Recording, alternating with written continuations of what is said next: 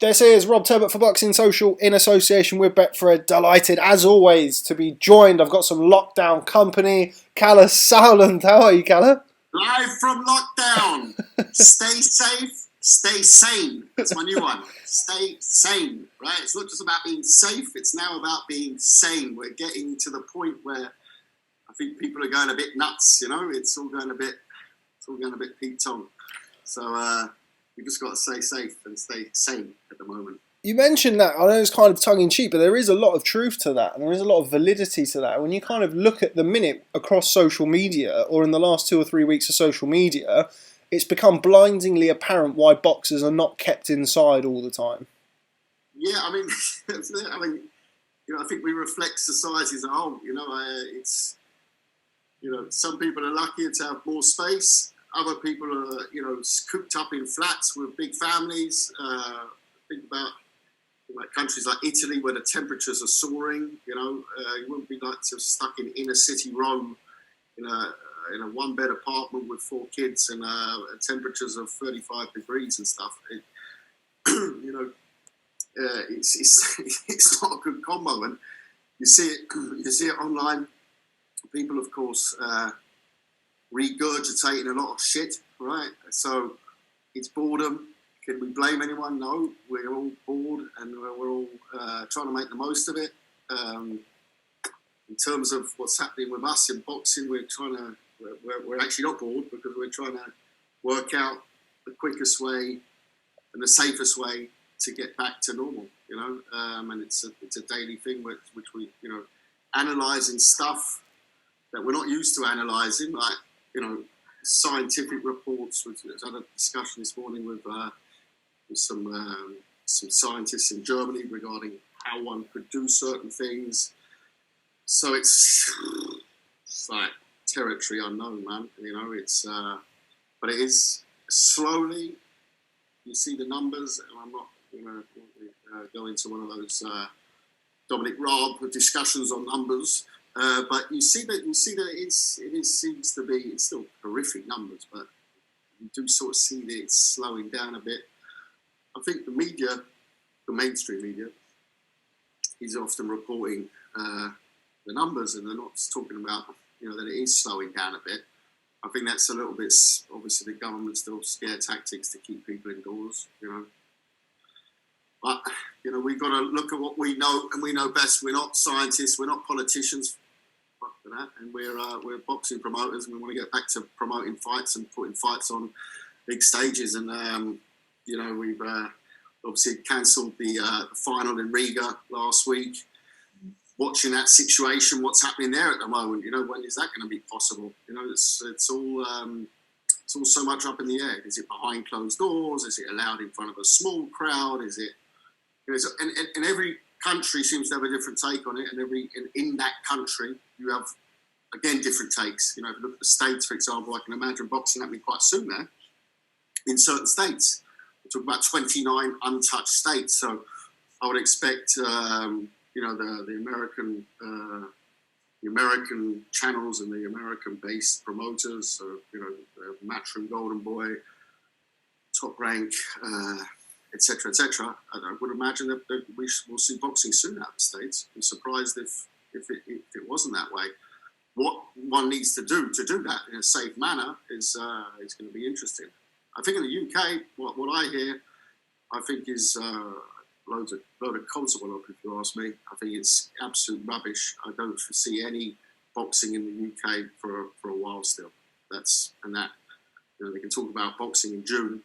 How the hell can you tell me that in 6 weeks' time there's going to be boxing, right? And the NHS is up to their eyeballs. You need 2 ambulances. You need 2 hospital beds in an ICU on standby. You need testing. Well, there's no masks in the NHS, so you go and ask them for an ambulance, they'll be sitting around the men in white coats for you. So it will change. Of course, it will change, and boxing will be back. But I just don't see it being back in June or even July for that matter. But I hope I'm wrong. You're in quite a unique position in a sense of speaking to a boxing promoter who I mean, you're based in London, but you promote all over Europe, all over the world. You mentioned Germany. Germany has been kind of put on a pedestal as a country that has dealt relatively well, or as well as can be, with the coronavirus pandemic. When do you envision boxing returning back to Germany? Because obviously that's where you do a lot of Team Sauerland business, Sauerland Promotions business. Yeah, well, I think it might not just be Team Sauerland business. I think, you could look at events behind closed doors in Germany very soon. I think second half of June, July. I think it's realistic. Like I said, these numbers as well. I'm very careful with that. Germany's doing a lot better numbers wise. I've spent half the lockdown in the UK and I've spent half the lockdown in Germany, so I've seen both. And it's a different atmosphere, that's for sure. You've got people who are out and about doing business, but in a very disciplined German way. But then again, I don't know. I was impressed in London as well. I mean, I went for a walk pretty much every day in the park, and it was like it's like if it would be pre-lockdown, you think, why not? I've forgotten the deodorant today. It's that swerve. It's if I think, imagine just roll back 8 weeks and you walk down the road and everyone swerved you like that, you'd be I don't know, you'd be thinking, what's wrong with me, man? Or am I that big? Yeah, so I can only say for the way I saw it in London and the rest of the UK, I thought that it was a great job what the people were doing with social distancing. But the numbers have taken longer to come down, and it is what it is. But once again, the numbers, where you believe this one, every country seems to measure them in a bit of a different way. But yeah, I won't talk too much about things I've got no idea about. Sticking with the boxing, you mentioned kind of boxing potentially returning to Germany, maybe late June, start of July. Do you reckon we could see promoters from the UK look to explore some of the nearer countries in like Europe, for Germany, for example, in and amongst Europe, and taking shows there?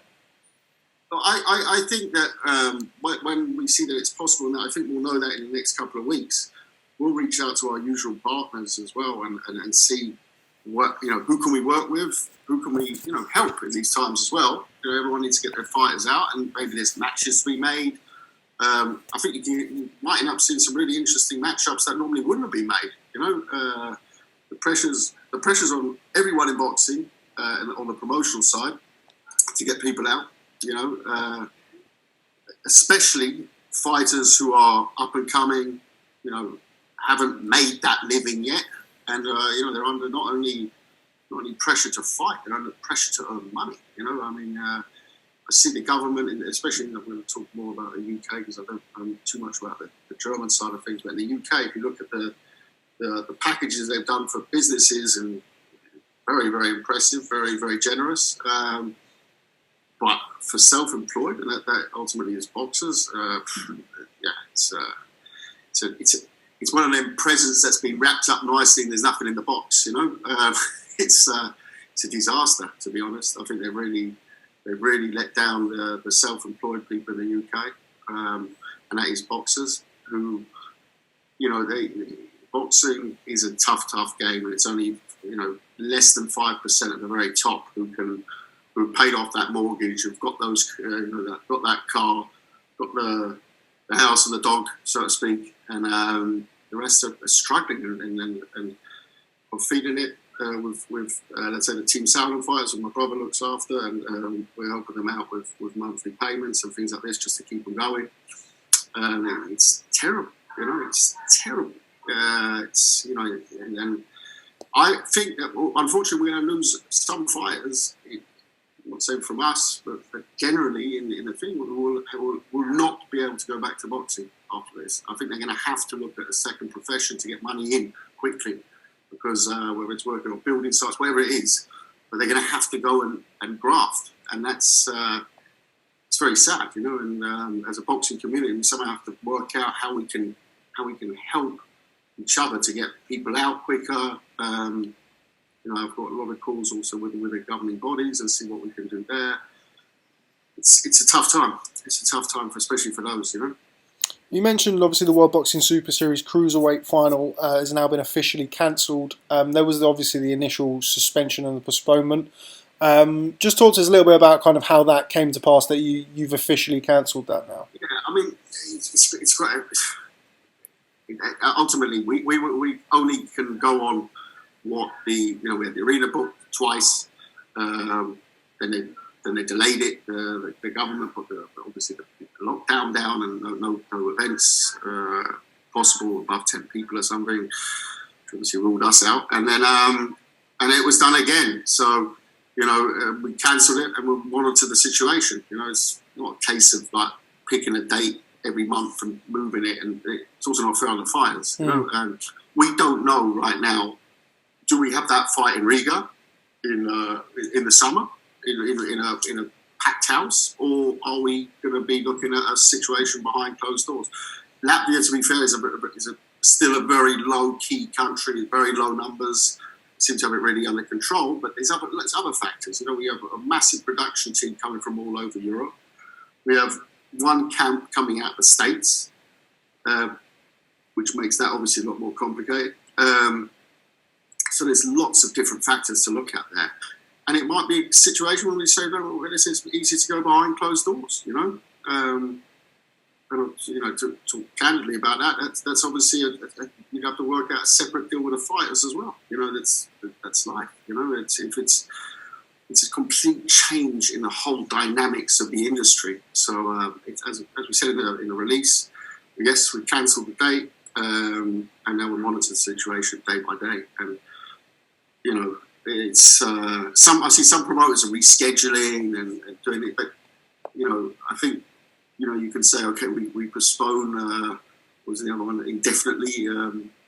What language you use for it at the end of the day. Fight's off for the moment, and we're monitoring the situation to see how to do it best. Of course, it's our full intention to have a final, but there's also only so long one can postpone, and that's why we went out and cancelled it, and we monitored the situation. So yeah, it's not a nice time. It's not a nice time like that, and I feel for the boxers who've been in these long camps, and it's unfortunately a situation that's happening for every boxer at the moment.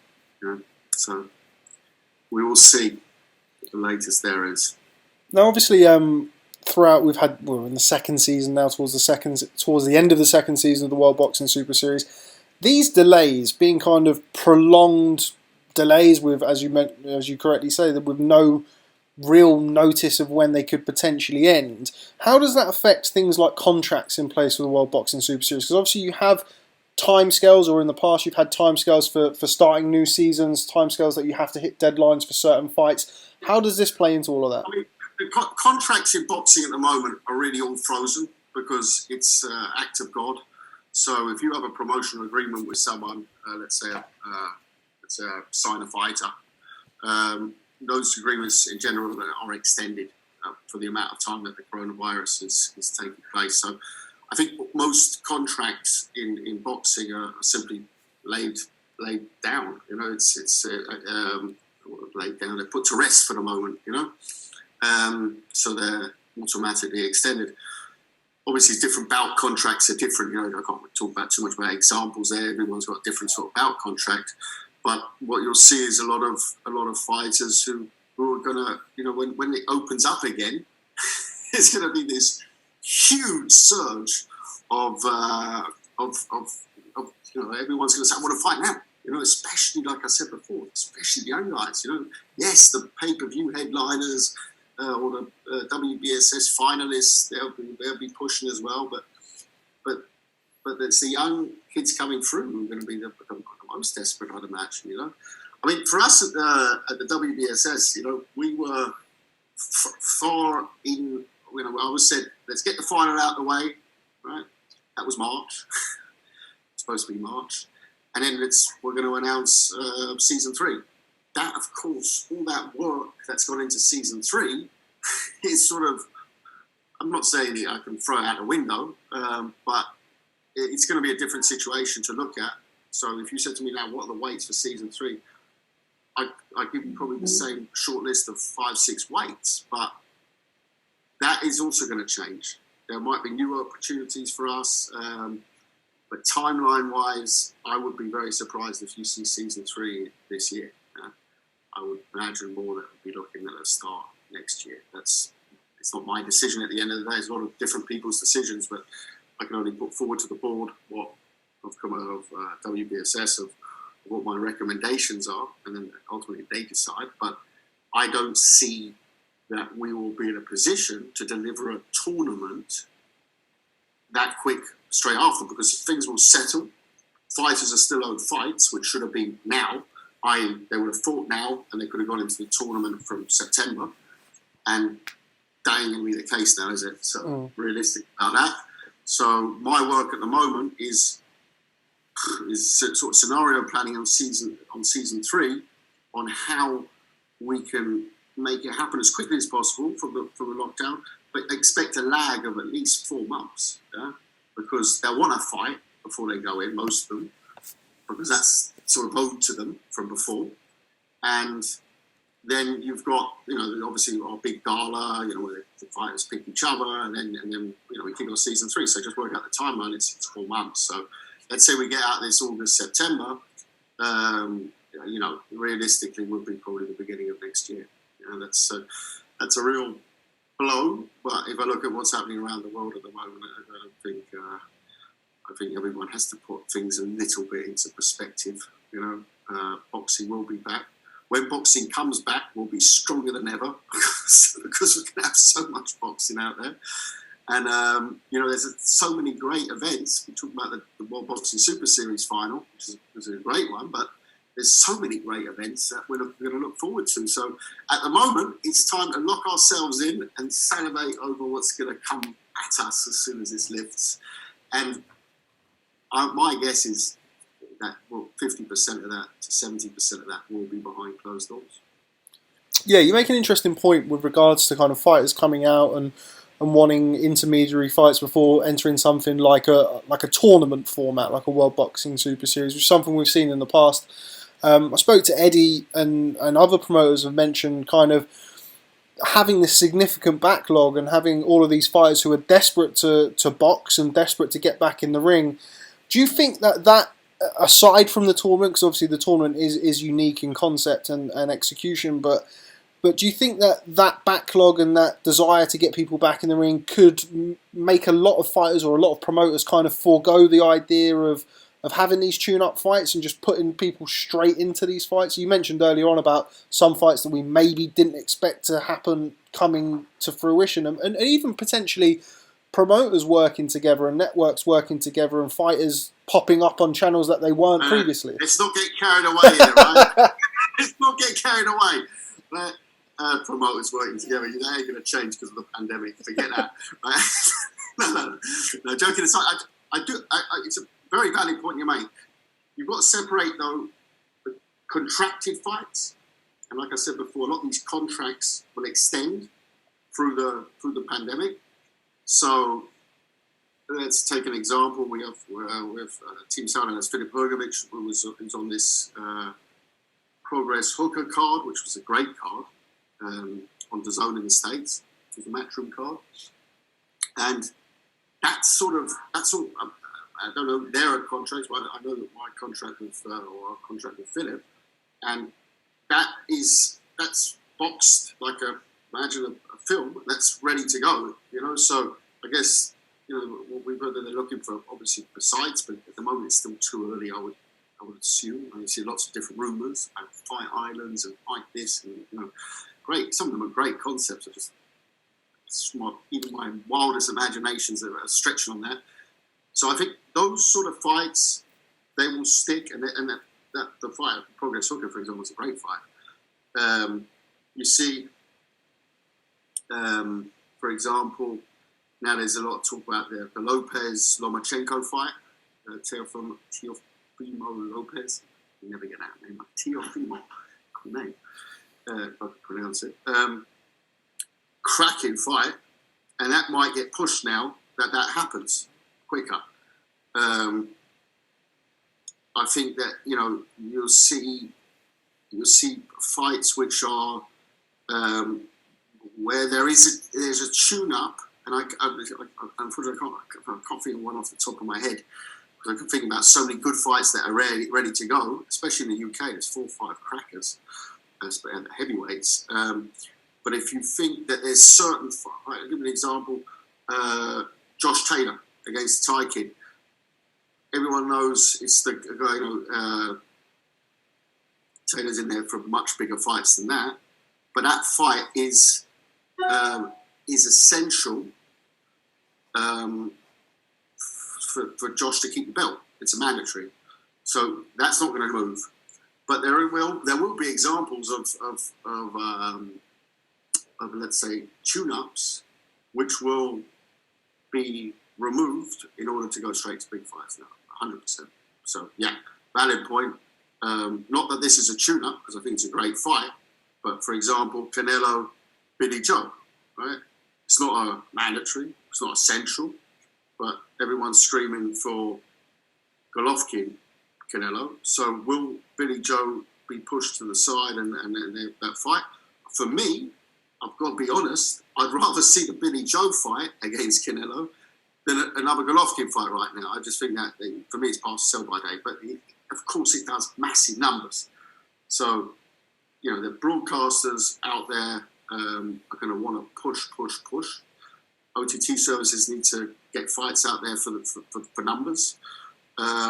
So, yeah. There'll be certainly fights where the quality control will be a lot different when you go to a broadcaster. So if you're going to a broadcaster, normally you say, okay, we'll do this fight, but we want this one first. A lot of that will be pushed aside now. So the quality we'll end up with is going to be very good. Having said that, what's signed up already, the lineup is. It's going to be a fan. I mean, if boxing really can get back by, let's say, the end of the summer, and all those fights happen before Christmas, whoa, it's going to be some crazy stuff. But it's also going to be a challenge for the broadcasters. I mean, in the UK, let's just say the UK heavyweight situation, amazing lineup. People say, "Oh, is Kalle do a World Boxing Super Series heavyweight?" I said, yeah, we will. We've got Ali as our virtual ambassador. Of course we're going to do a heavyweight WBSS. But right now, the heavyweights are performing without the World Boxing Super Series being involved. Look at what, Povetkin White, Usyk Chisora, Dubois, yeah? All these fights. And then obviously Joshua Pulev on top. And not to forget, part 3 of Wilder Fury, if that happens. So all those fights, five massive heavyweight fights for me, massive heavyweight fights.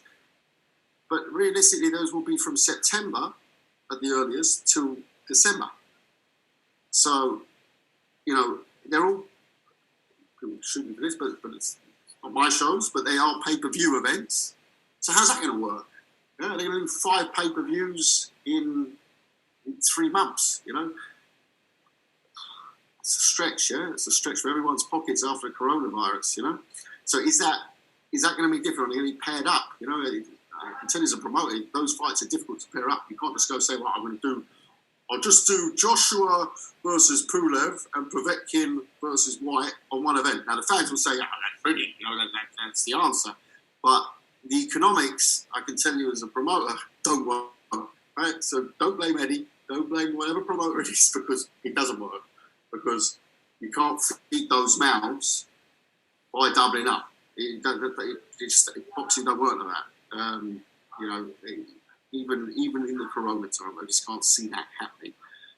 Prove me wrong, but that's how I see it. So we're gonna get lumbered with unfortunately a load of pay-per-views, but at a quality that for me it's going to be, that's just the heavyweights. Look at the other fights that he made there. I just mentioned Josh Taylor. He could be in some cracking fights still this year. There's mentioned Lomachenko, Lopez. There's in every weight class it goes down. There's so many good Casemiro, Inoue, great fight. That's supposed to be this weekend. I know. And I mean, obviously promoted the last 3 Inoue fights, and he is so great to work with, but just to watch, he's just, you know, I still haven't recovered from Tokyo, you know, amazing. That's one fight that I have watched back in lockdown at least twice, together with my daily viewing of Hagler Hearns. I mean, That's why I get out of bed every morning when I get out. One Hagler Hearns. Always gets me pumped for the day. Big Hagler fan. We'll talk about that towards the end. We kind of mentioned it there, and it was sort of tongue in cheek on both ways. But if promoters are not going to work together now, when will they ever work together? Well, I think that let's look at the Wilder Fury fight. I do think that promoters are working more together.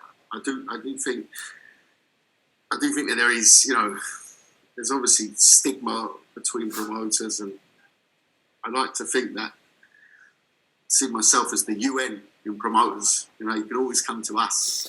No, but being serious, I mean, with the World Boxing Super Series, we work with every single promoter on the planet. There's not one that we haven't worked with, none of the major ones we have not worked with. So, I think from that point of view, there's no limits, you know, on what can happen. And like you said, it's going to be forced to happen. You know, just look at ESPN. I mean, their share value has